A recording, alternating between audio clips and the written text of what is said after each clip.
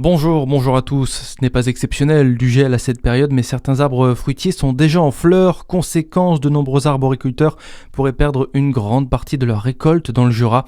Dans les vignes aussi, on craint le gel pour cette fin de semaine. C'est la nuit entre aujourd'hui et demain qui s'annonce la plus compliquée pour les producteurs. Faire découvrir les métiers de la santé, c'est l'objectif de la tournée des métiers du soin organisée par la région Bourgogne-Franche-Comté pour la 3e année consécutive. Le but, permettre aux lycéens notamment de découvrir ces métiers du soin face aux tensions de recrutement dans les hôpitaux et les EHPAD à travers des rencontres et des ateliers de démonstration. Le rendez-vous est donné à Dole aujourd'hui pour une journée de sensibilisation.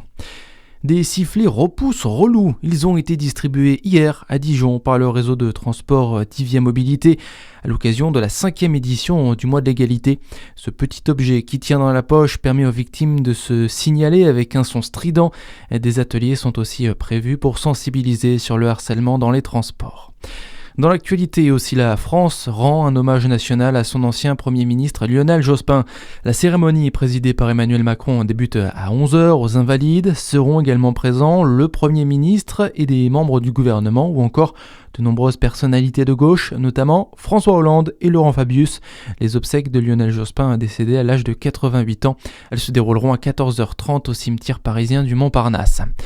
Elle a marqué le monde de la télévision. Loana a été retrouvée morte à son domicile hier à Nice. Elle était âgée de 48 ans. Elle a connu la célébrité en remportant la toute première édition de Love Story. Mais très vite, le conte de fées tourne au cauchemar. Loana quitte peu à peu le monde du show business et entame un long déclin personnel entre drogue, dépression et tentative de suicide. Et puis ça commence demain, les championnats de France de ski nordique font étape du 27 au 29 mars au stade nordique des Tuffes à Prémanon, un événement sportif et festif, le dernier gros rendez-vous de la saison pour les équipes de France, où l'on pourra retrouver Arthur Ribes, nos médaillés des Jeux de Milan-Cortina. Et ils nous ont tous fait rêver le mois dernier. Mathis Desloges, Océane Michelon, Éric Perrault, mais aussi nos champions Made in Jura, les biathlètes Lou Jean Monod et Quentin Fillon-Maillet. Ils seront là sur la station des Rousses à Prémanon pour célébrer leur titre et médaille olympique obtenue en Italie. Si demain ils présenteront leur précieux sésame, c'est aussi sur les pistes que l'on pourra les retrouver le dimanche. La journée de demain sera surtout consacrée aux compétitions jeunes. Samedi, ce sera les espoirs puis les seniors. Notez aussi samedi soir une soirée fondue Juraflore suivie d'un DJ set. L'événement est gratuit pour les moins de 16 ans.